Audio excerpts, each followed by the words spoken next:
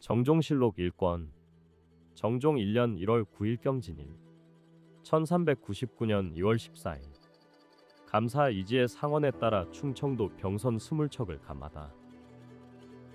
충청도에 병선 20척을 줄였다. 감사 이지가 상소하였다. 예전에 내린 유지의 선구는 3명당 1명씩 복무하도록 하라고 하셨으니 성상의 은혜가 지극하십니다.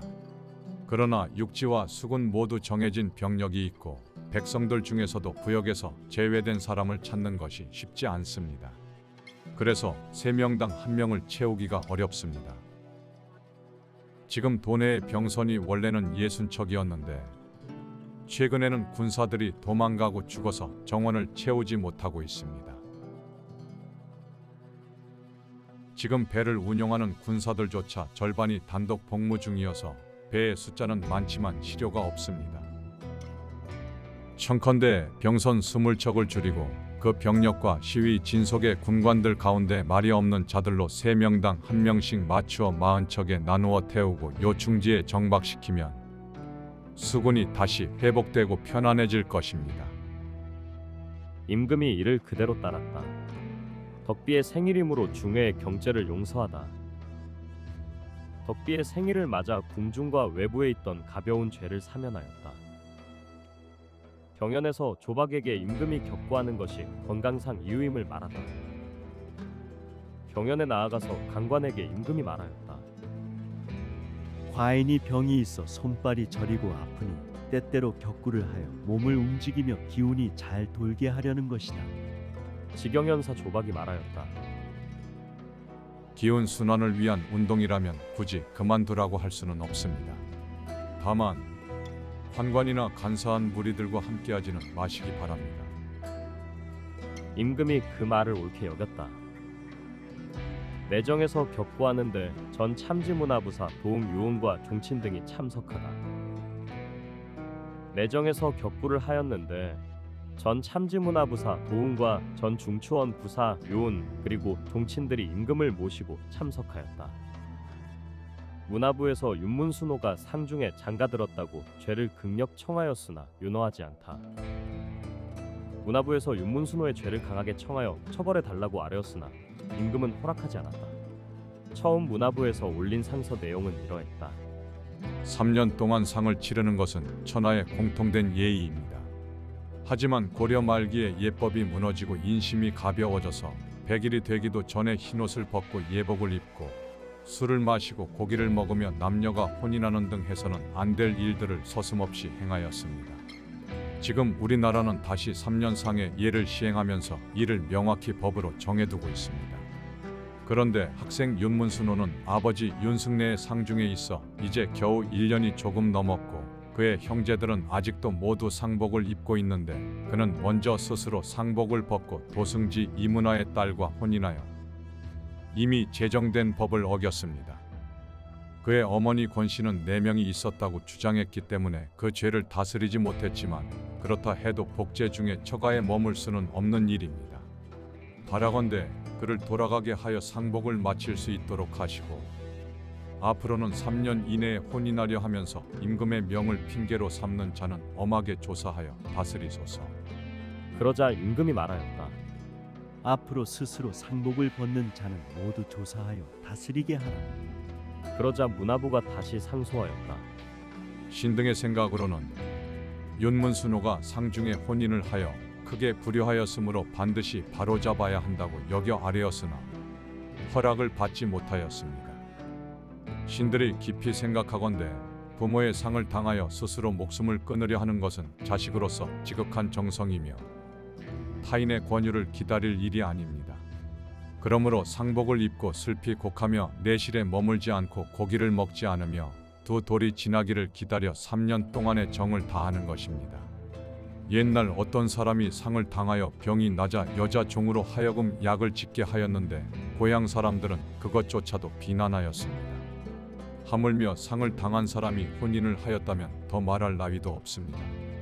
지금 윤문순호는 아버지의 상중에 이제 1년이 지났을 뿐인데 스스로 상복을 벗고 아내를 맞아들여 술을 마시고 고기를 먹으면서 조금도 부끄러워하지 않으니 이것이 어찌 자식된 자의 도리이겠습니까? 이는 풍속을 무너뜨리고 기강을 어지럽히는 가장 큰 일입니다. 이렇게 되면 풍속이 어떻게 바로잡힐 수 있겠습니까? 바라건대 전일에 올린 대로 풍속을 바로잡아 주소서. 임금이 말하였다. 3년 안에 제멋대로 예복을 입는 자는 모두 조사하여 다스리도록 하라. 도응 유은 등과 더불어 내정에서 격구하다. 도응과 유은 등과 함께 궁궐 안에서 격구를 하였다. 대사원 조박의 아들 조신원에게 상복을 벗고 회안공의 딸에게 장가들라고 명하다. 임금이 대사원 조박의 아들 조신원에게 상복을 벗고 회안공의 딸에게 장가들라고 명하면서 대간의 장물을 불러 이렇게 말하였다. 조신원이 곧 회안공의 딸과 혼인할 예정인데 비록 그의 어머니가 상중에 있다 하더라도 윤문순호의 사례를 들어 이를 말리지 말라. 그러자 대간이 여러 차례 간쟁하자 임금은 그들을 물러가게 하였다. 오도리 만호 동서로가 오다. 오도리의 만호인 동서로가 조선에 와 조연하였다. 정종실록 1권 정종 1년 1월 19일경인일 1399년 2월 24일 큰 바람이 불다. 사진이 일어나 눈을 뜨지 못하여 지척에 사람도 볼 수 없었다. 큰 바람이 불면서 모래바람이 일어 눈을 뜰 수 없을 정도였고 가까운 거리에 사람조차 볼 수 없었다. 여흥백 민재를 충청도, 전라도, 경상도에 보내어 안태할 땅을 잡게 하다. 여흥백 민재를 충청도, 전라도, 경상도에 보내어 왕비가 태를 편안히 묻을 장소를 조사하고 고르게 하였다. 전대 군신의 자취를 보기 위해 고려사를 바치도록 하다. 경연에 나아갔는데 여러 공우들이 환관들과 함께 궁궐 안에서 격구를 하느라 떠드는 소리가 그치지 않았다. 그러자 임금이 사관 이경생을 돌아보며 말했다. 격구 같은 것도 사서에 기록하는가. 이경생이 대답하였다. 임금의 행실은 반드시 기록하니 하물며 격구 같은 일이야 당연히 적습니다. 그러자 임금이 말했다. 나는 이전 시대 임금과 신하들의 행적을 보고 싶으니 고려사 늘 바치도록 하라. 지춘추관사 조박이 고려사를 바쳤다. 태상왕이 무안군 이방번의 옛집으로 이어하려 하다가 실행하지 못하다. 태상왕이 무안군 이방번의 옛집으로 거처를 옮기려 하였으나 실행하지 못하였다. 대간이 상소하여 아뢰었다. 이방번의 옛집에 어찌 거처하실 수 있겠습니까? 그러자 임금이 도승지 이문화를 시켜 그 글을 태상왕께 아뢰게 하였으나 태상왕은 듣지 않았다. 도평의사사에서는 모든 신하들을 이끌고 다음과 같이 상소하였다. 지금 태상왕께서 무안군의 옛집으로 옮기시려 하시니 크고 작은 신료들이 놀라지 않은 이가 없습니다. 모두들 말하기를 태상왕께서 사가로 나가시고 전하께서는 궁궐에 계시는 것이 도리에 맞지 않는다고 하고 있습니다.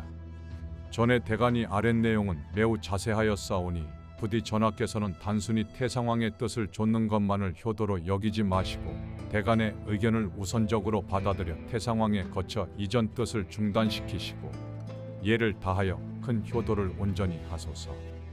임금은 도승지 이문화를 시켜 그 글로 태상왕께 다시 아뢰게 하였는데 태상왕이 노하여 말했다. 명령을 내리고 물러서고 나아가는 것은 군주의 한마디에 달려있는 것이다. 만약 늙은 아버지의 뜻을 내가 어길 수 없다고 말하면 대간이나 백관 중 누가 안 됩니다라고 하겠는가? 다음 날 대간이 궁에 나와 또다시 간곡히 아뢰자 임금은 환관 박영문을 시켜 태상왕께 이렇게 고하게 하였다. 부왕께서 만약 사가로 나가 거처하신다면 백성들이 모두 말하기를 임금이 효도를 다하지 못하여 부왕이 나가게 되었다고 할 것이니 제가 그 점이 매우 부끄럽습니다. 이에 태상왕이 그 말을 듣고 감동하여 거처를 옮기려던 뜻을 중단하고 북문만을 열어 왕래하게 하였다. 각도 감사에게 3일을 주지 않고 실직에 따라 녹봉을 주다. 각 도의 감사들에게 곡식 하사품인 3일을 따로 주지 않고 맡은 직책에 따라 녹봉을 나누어 주었다. 배 타는 격군에게 사관의 예에 의하여 직책을 주다. 배를 모는 격군들에게 처음으로 공식 직책을 부여하였다. 경상도의 수군 절제사가 다음과 같이 아뢰었다. 배를 타는 격군은 소금 굽는 자와 같이 천한 사람이 아니오니 사관과 같은 예에 따라 직책을 주시기 바랍니다. 임금이 이를 그대로 따랐다. 경연에 나아가 강을 끝내고 내정에서 격구하다. 임금이 경연에 나아가 강론을 마친 후 궁 안에서 격구를 하였다. 장가물 등 5인에게 원료를 주다. 부방장 장가물 등 5명에게 처음으로 매달 지급하는 품삯인 원료를 주었다. 축성 관원과 여러 절제사 휘하에게 첨설짝을 주다. 성을 쌓는 일을 담당한 관리들과 여러 절제사의 휘하들에게 첨설짝을 내려주었다. 이때 유사의 성과 새로 정한 수도의 궁성과 외성을 모두 새로 쌓았다. 박만으로 중추원 부사를 삼다. 박만을 중추원의 부사로 임명하였다. 정한공이 겸 판상서사사의 사면을 청하였으나 윤호하지 않다. 정한공이 판상서사사의 직책을 겸직하지 않게 해달라고 청하였으나 임금은 허락하지 않았다. 경기자도 처인연의 경관인 쌍부연을 혁파하여 도로 수원부에 소속시키다. 경기자도에 있는 처인연에 속한 쌍부연을 폐지하고 다시 수원부에 소속시키도록 하였다. 동북면 도내의 선군에게 벼슬을 주고 급전하는 등의 일을 청하다. 동북면의 도순문사 박자하니 그 지역 내 선군에게 벼슬을 주고 토지를 나누어 주는 등의 일을 없애달라고 청하였고 임금은 그 요청을 그대로 받아들였다. 길주 도진무 신분을 보내어 수주의 올량압족과 오음의 오도리종 만호 등에게 수를 하사하다. 길주의 도진무인 신분을 보내어 수주 지역의 올량압종 만호 유팔파라와 오음의 지역의 오도리종 만호 동맹가천모가 그리고 다보수 지역의 울적합족에게 수를 하사하였다. 대사원 조박이 격구를 과도하게 하지 말기를 청하니 임금이 그렇게 여기다. 대사원 조박이 아뢰었다. 격구라는 놀이는 다만 기운을 소통시키기 위한 것이니 너무 지나치게 하지는 마시기를 바랍니다. 그러자 임금도 그 말을 옳게 여겼다. 조박이 임금이 격구 즐기는 것을 근심하여 말하다. 논어의 저료 부분을 다 읽은 뒤 조박이 임금께 아뢰었다. 논어 한 권은 모두 성인의 말씀이니 바라옵건대 전하께서 날마다 정독하고 음미하시어 성인의 도를 본받으신다면 천하를 다스리는 것도 어려울 것이 없으며 하물며 한나라를 다스리는 일이야 더 말할 나위가 없을 것입니다. 옛날 송나라의 재상 조보는 평소에 읽던 책이 단 한 권뿐이었는데 사람들이 무슨 책인지 몰랐다가 그가 죽은 뒤에야 논어였다는 사실을 알았습니다. 근래 전하께서는 격구를 즐기시는데 너무 몰두하고 계시니 임금은 하늘을 대신하여 만물을 다스리는 존재로서 단 한순간도 게을리해서는 안 되며 하물며 놀이의 시간을 보내는 일이야 말할 것도 없습니다. 정종실록 1권 정종 1년 1월 30일 신축일 1399년 3월 7일 화성이 항수 제2성 서쪽에 있는데 간격이 5치쯤 되다. 화성이 항성 중 제2성의 서쪽에 있었는데 그 간격이 약 5치쯤 되었다.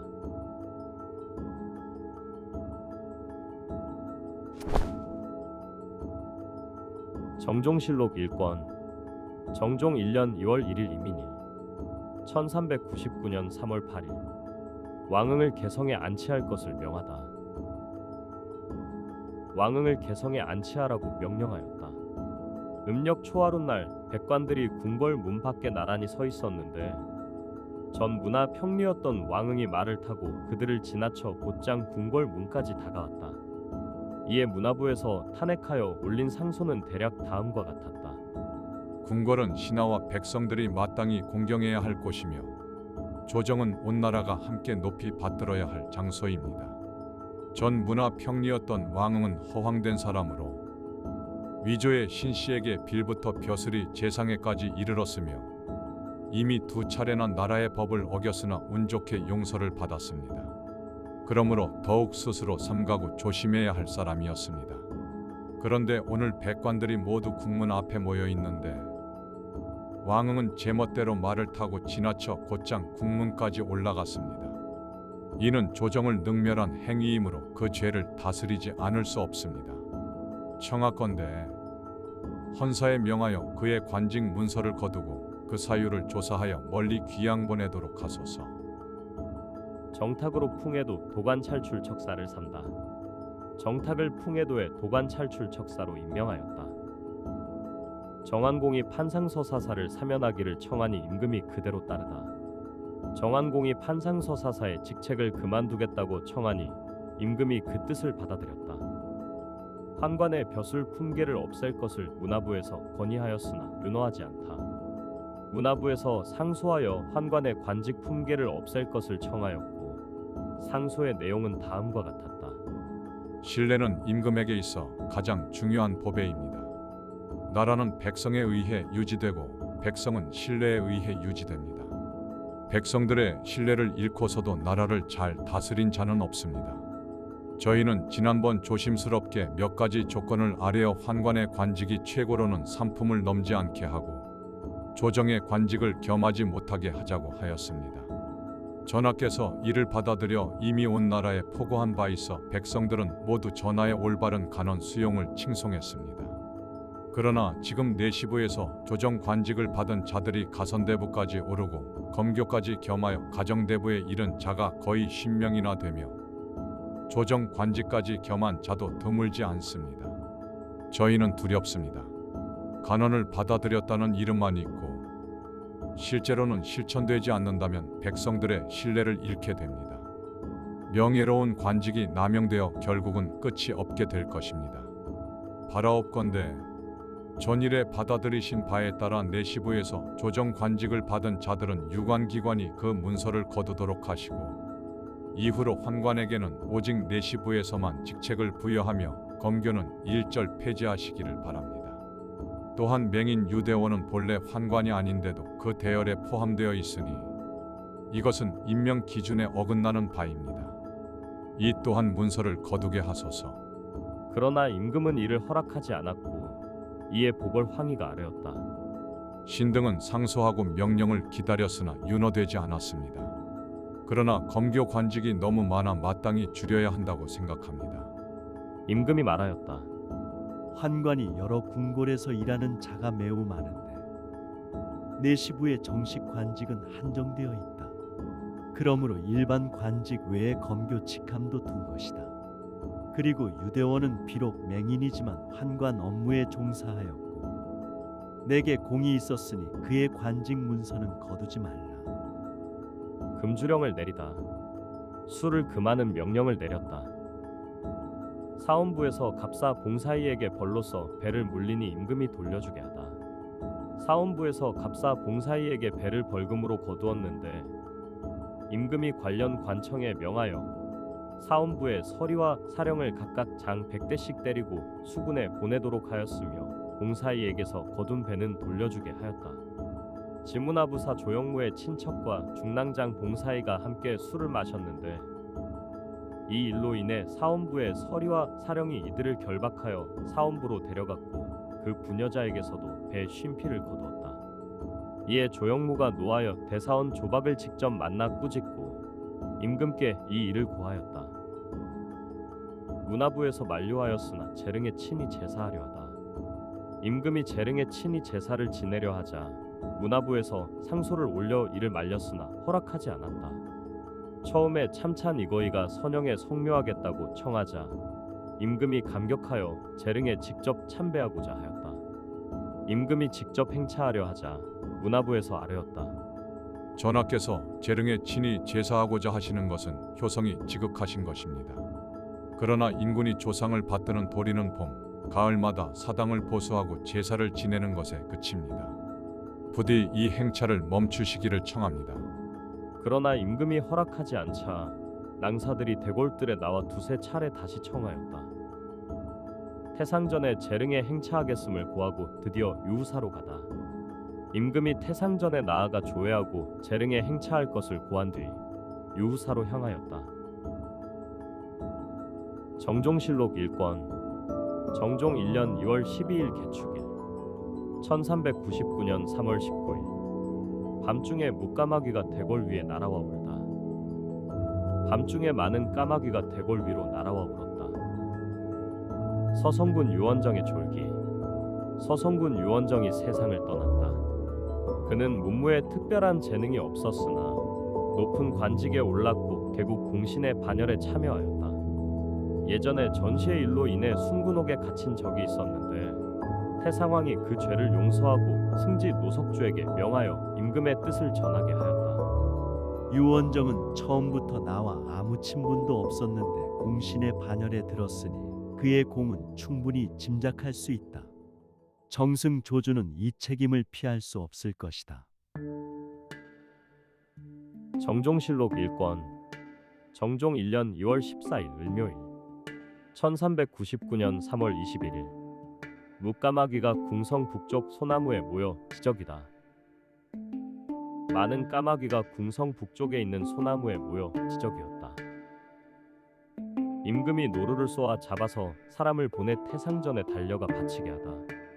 임금이 노루를 쏘아 잡은 뒤 사람을 보내어 태상전에 급히 가서 바치게 하였다. 정종실록 1권 정종 1년 2월 15일 병진일 1399년 3월 20일 묵까마귀가 경복궁을 빙빙 돌고 다음 날도 또한 그와 같이 하다. 많은 까마귀가 경복궁을 빙빙 돌았으며 다음 날에도 똑같이 그렇게 하였다. 노비 변정의 잘못으로 좌상기 권담을 강릉에 유배하다. 좌상기 권담을 강릉으로 유배 보냈다. 문화부에서 변정 도감사 전조생이 잘못 판결했다고 논핵하며 상소를 올려 처벌을 청하였다. 이 상소를 사원부로 내려 조사하게 하니 사원부에서는 전조생의 판결이 옳다고 보았고 오히려 낭사 권담을 탄핵하여 강릉으로 유배하고 관련된 사람들은 모두 파직시켰다. 송경으로 도읍을 옮길 의도를 은연중에 말하다. 유우사에 도착한 임금은 수창궁에 들렀다가 북원에 올라 좌우 신하들을 돌아보며 말했다. 고려 태조가 지혜로워서 이곳에 도읍을 세운 것이 어찌 우연한 일이었겠는가. 이 말로 보아 임금은 송경으로 도읍을 옮길 뜻을 품고 있었던 것이다. 정종실록 1권 정종 1년 2월 19일 경신일 1399년 3월 26일 목성이 헌원성 좌각을 범하는데 간격이 이치쯤 되다. 목성이 헌원성의 왼쪽 별에 가까이 다가갔는데 간격은 약 이치 정도 되었다. 묵까마귀가 궁성 북원에 모여 울다. 많은 까마귀들이 궁성의 북원에 모여들어 울었다. 한식이라 친히 재릉에 제사 지내는데 흉년이라 제궁을 수리하는 역사를 정지시키다. 한식을 맞아 임금이 친히 재릉에 나아가 제사를 지냈는데 제사 도중 눈물을 흘렸다. 이때 승려들을 시켜 제궁을 수리하게 했으나 임금이 말했다. 지금은 흉년이 한창이니 이 공사를 우선 중지하도록 하라. 정종실록 1권 정종 1년 2월 23일 갑자일 1399년 3월 30일 까치가 근정전 망세에 집을 짓다. 까치가 근정전 지붕에 망세 위에 집을 지었다. 정종실록 1권 정종 1년 2월 24일 을축일 1399년 3월 31일 유우사에서 돌아와 태상왕을 아련하다. 임금이 유우사에서 돌아와 태상왕을 아련하였다. 정종실록 1권 정종 1년 2월 25일 병인일 1399년 4월 1일 바람이 크게 불고 또 비가 내리다. 이날 바람이 세차게 불고 이어서 비도 내렸다. 경연에서 시독 배중륜에게 옷을 하사하다. 경연 시독인 배중륜에게 임금이 옷을 하사하였다. 정종실록 1권 정종 1년 2월 26일 정묘일 1399년 4월 2일 술잔만한 유성이 각성 북쪽에서 나와 저성 서쪽으로 들어가다. 술잔 크기만 한 유성이 하늘에서 떨어졌는데 각성의 북쪽에서 나타나 저성의 서쪽으로 사라졌다. 종척과 공신을 모아 도읍 옮길 것을 의논하여 송경에 환도하기로 정하다. 종친들과 공신들을 불러 모아 도읍을 옮기는 일을 논의하였다. 서운관에서 다음과 같이 상소하였다. 까마귀 떼가 모여 울고 야생까치가 궁궐에 깃들이는 등 재앙의 징조가 여러 번 나타났습니다. 이제는 마땅히 스스로 살피고 고쳐서 재변을 피해야 하며 도읍도 옮겨야 합니다. 임금은 종친과 좌정승 조준 등 여러 재상들을 불러 서운관에 상소문을 보여주고 도읍을 옮겨야 할지를 물었다. 모두가 도읍을 옮기는 것이 마땅하다고 대답하였다. 임금이 어느 방향으로 옮기는 것이 좋을지를 묻자 신하들이 대답하였다.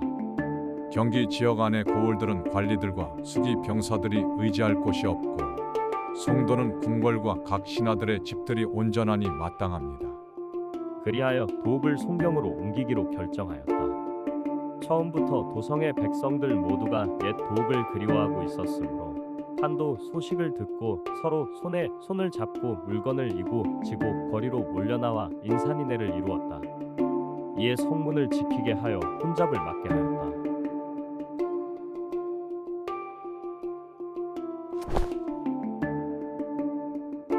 정종실록 1권 정종 1년 3월 1일 임신일 1399년 4월 7일 노비 변정 도감을 협파하고 업무는 형조 도관으로 이송하다. 노비의 신분을 재심사하던 변정 도감을 폐지하고 아직 판결하지 못한 일들과 판결을 잘못한 사건들을 모두 형조 도관으로 이송하였다. 우리나라 사람으로 요동의 동명위 소속 군인 한 사람이 도망쳐와서 명나라 정변 소식을 전하다. 요동에서 군인 한 사람이 도망쳐 돌아왔는데 그는 우리나라 사람이었다. 그는 동명위에 소속된 병사였으나 요동에서 일이 복잡하고 혼란스러워져서 탈출하여 돌아온 것이었다. 그는 이렇게 말했다. 연왕이 태조 고황제에게 제사를 지내려고 군사를 거느리고 경사로 갔습니다. 그런데 새 황제가 연왕이 혼자 말을 타고 성에 들어오는 것을 허락했습니다. 연왕은 곧바로 돌아가 군사를 일으켜 황제 곁에 있는 나쁜 무리들을 모두 제거하겠다고 선언했습니다. 고 중초원 부삭 구성우의 처 유씨를 주살하다. 고인이 된 중초원 부삭 구성우의 아내 유씨를 처형하였다. 유씨는 원래 김익달에게 시집 갔는데 결혼한 지 사흘 만에 버림받았다. 그 뒤 구성우와 다시 혼인하였고 구성우가 자식 없이 죽자 유씨는 남편의 명복을 빈다며 승가사에 드나들었다. 그러나 실제로는 승가사에 있던 중 신생과 정을 통하여 신생이 때도 없이 집에 드나들었다. 이를 구성우의 종 소고미와 계집종 영생 등이 엿보고 잡으려 하자 유씨가 신생과 함께 공모해 그들을 죽였다. 이 일이 발각되자 헌사에서 유씨와 신생을 체포해 국문하였고 처형할 것을 아뢰었다. 임금은 말하였다. 죄는 중하나 봄과 여름은 만물이 자라는 시기이므로 예법에도 사람을 죽이는 일을 삼갔으니 추분 뒤에 형벌을 시행하는 것이 어떻겠는가. 좌우 신하들이 대답하였다. 만약 이 죄가 시박에 해당하지 않는다면 가을을 기다려도 되겠습니다. 그러자 임금은 다시 말하였다. 만약 추분 전에 사람을 죽이는 것을 꺼린다면 시박에 해당하는지를 굳이 따질 필요가 있겠는가. 그리고는 잠시 생각한 끝에 헌사의 요청대로 처형을 허락하였다. 한편 항복한 외인과 오랑압 등은 정한공에게 요청하였다. 부디 죄를 용서하여 아내로 삼게 해주십시오. 그러자 정한공은 허락하지 않고 말하였다. 요씨는 명문가 출신이다. 차라리 죽게 둘지언정 인달의 아내와 같은 부류로 둘 수는 없다. 헌사에서 내관 이득분 이강달을 탄핵하였으나 용서하여 경에 종편하다. 헌사에서 내관 이득분과 이강달을 탄핵하였으나 임금은 이들을 용서하고 경회에서 편히 지내게 하였다. 헌사가 상소하여 아뢰었다. 태상왕 시절에 토목공사를 일으켜 백성을 괴롭히고 재물을 낭비한 이는 김사행이었고 권력을 잡고 법을 농락한 자는 조순이었는데 이들은 모두 처형되었습니다. 지금 창고를 탕진하며 불사를 부추긴 이는 이득분이오니 김사행과 조순의 전례에 따라 처벌해 주시기를 청합니다. 임금은 크게 노하여 상소문을 땅에 던지고 장모를 앞으로 불러 꾸짖으며 말하였다. 이득분이 그런 죄를 지었다면 왜 일찍 다스리지 않고 내가 석방하고 나서야 죄를 청하는가? 이것은 곧 나를 욕하는 것이다. 그리고는 상소문을 내려보내지 않고 보류하였다. 정종실록 1권 정종 1년 3월 4일 의뢰인 1399년 4월 10일 까치가 근정전 취두에 깃들다. 까치가 근정전 지붕에 취두에 깃들었다. 정종실록 1권 정종 1년 3월 5일 병자일 1399년 4월 11일 까치가 종로 꼭대기에 깃들다. 까치 한 마리가 종로 꼭대기에 깃들었다. 이득분을 외방 종편하다. 이득분을 외방으로 보내어 편히 지내게 하였다. 임금은 사원부에서 올린 장계를 들고 말하였다. 이것은 헌사가 나를 욕보인 것이다. 태워버릴까 하는데 어떻겠는가? 그러자 여러 공우와 재상들이 모두 말하였다. 헌부의 상소문 내용이 지나쳤습니다. 당시 대사원 조박은 휴가 중이었으나 이 소식을 듣고 급히 나와서 간절히 임금께 아뢰었다. 이에 임금은 마지못해 그 상소문을 내려주고 다만 이득분을 외방에서 지내게만 하였다. 정종실록 1권 정종 1년 3월 7일 무인일 1399년 4월 13일 유사로 환도하다. 공우는 모두 따라가고 각사의 인원은 반씩만 따라가다. 도읍을 유사로 옮기니 공우들은 모두 따르고 각 관청에서는 절반씩 인원을 보내 따라가게 하였다. 태상왕이 가마를 타고 길을 나서자 회안군 이방관과 각 사무의 관원 한 명씩이 함께 따랐다. 길이 정릉을 지나자 태상왕은 주변을 두루 살펴보며 머뭇거리다가 말했다. 처음에 한양으로 도읍을 옮긴 일은 결코 내 뜻만이 아니었고 나라 사람들과 의논해서 한 일이었다. 그리고는 눈물을 흘리며 떠났다. 정종실록 1권 정종 1년 3월 9일 경진일 1399년 4월 15일 안개가 끼어서 지척에 사람도 보이지 않다. 안개가 짙게 끼어 가까운 거리에 사람조차도 보이지 않았다. 태상왕이 새벽에 먼저 유우사에 들어가서 변한열의 옛집에 나아가다. 태상왕이 새벽에 먼저 유우사에 도착하여 변한열의 옛집으로 나아갔다. 행제소에서 출입할 때에는 도사와 중들이 목탁을 치며 주문을 외우게 하다. 임시 궁궐인 행제소에서 출입할 때마다 도사와 승려들로 하여금 목탁을 치게 하고 주문을 외우게 하였다. 중들이 민호에 들어가지 못하도록 금령을 내리다. 가늠하는 일이 많기 때문이다. 임금이 대사원 조박에게 말하였다. 지금 나라의 기강이 무너져서 승려들이 권선이란 명목으로 민가에 자주 드나들다가 부녀자들과 간통하는 일이 많다. 이제부터는 이를 엄격히 금하여 다시는 이런 폐단이 생기지 않도록 하라. 이에 따라 승려들이 민간 가정에 출입하지 못하도록 금령을 내렸다. 임금이 노루나 꿩을 잡으면 즉시 태상전에 달려가 드리게 하다. 임금은 노루나 꿩을 잡을 때마다 그것을 태상전에 곧장 올려드리게 하였다.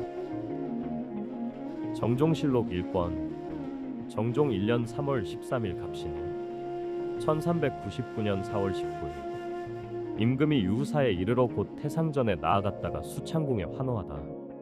임금이 유우사에 도착하자마자 곧바로 태상전으로 나아갔다. 이때 의장과 시위 병력은 동부에 머물게 하고 몇 마리의 말만 타고 안으로 들어가 태상왕을 배웠다. 이후 다시 수창궁으로 돌아왔다.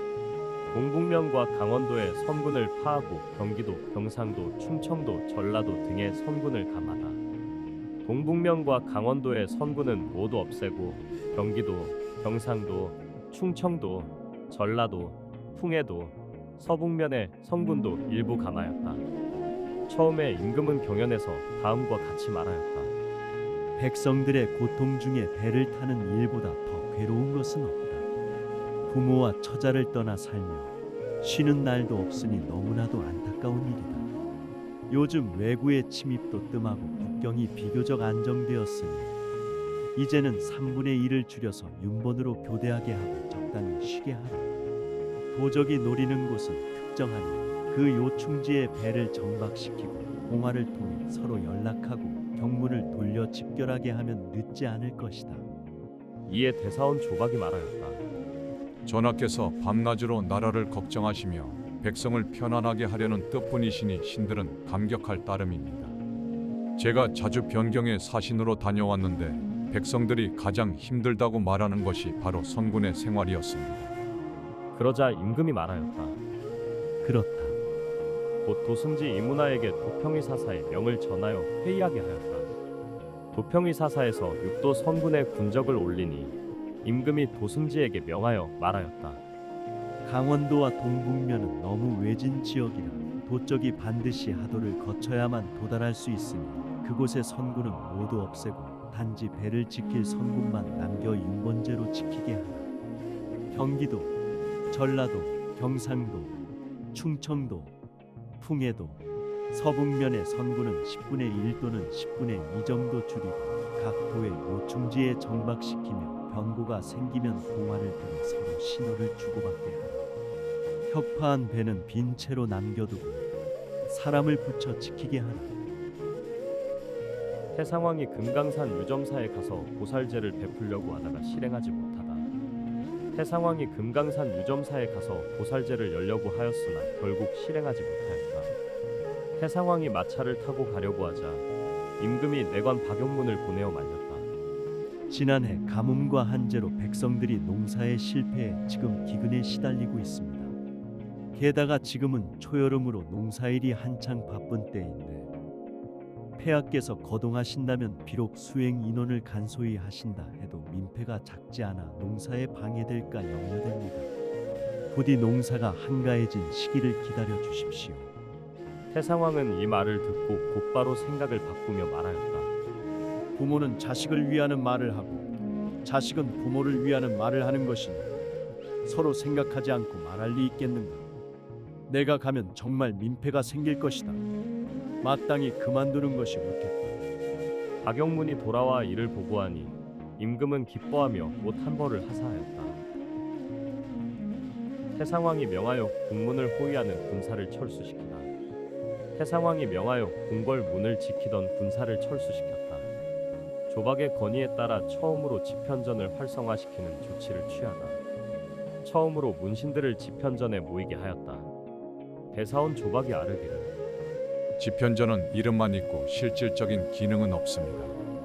옛 제도를 다시 시행하여 책을 많이 비치하고 예문 교서가 중심이 되어 운영하게 하며 문신 가운데 사품 이상으로서 관직을 가진 자들이 돌아가며 모여 경전과 사설을 강론하게 하여 고문에 대비할 수 있도록 하소서. 임금이 크게 찬성하여 자정승 조준, 예천백 권중화, 대사원 조박, 중추 권근, 이첨을 제조관으로 삼고 문신 오품 이하를 교리로 실품 이하를 설서와 정자로 임명하였다.